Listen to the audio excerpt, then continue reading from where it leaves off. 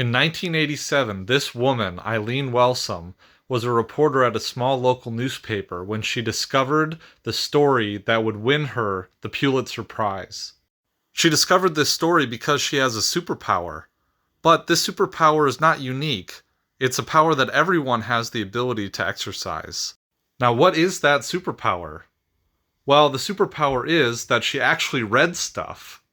Now, you might think that this is a joke, but I'm actually serious. People who really do take the time to read things thoroughly can get to some serious places.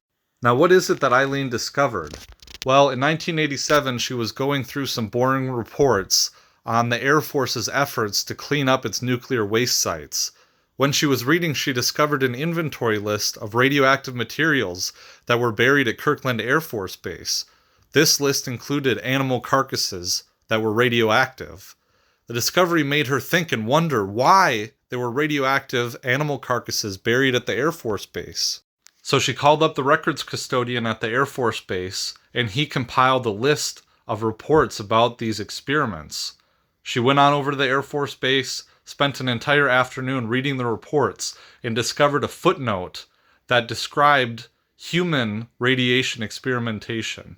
Now, at the time, this was very shocking information that no one knew anything about. So Eileen did more digging, and she found out that these experiments happened without the knowledge or consent of the subjects. So she tracked them all down. They were only anonymous, identified as human product in the reports. And she found out who these people actually were. She wrote a story about it that received the Pulitzer Prize. If you like stories like this and you want to find out more about Eileen Wellsome and the radiation experiments that she wrote about, head on over to my newsletter at libertyweekly.club, that's the URL, and sign up for my email list to get more stories like this.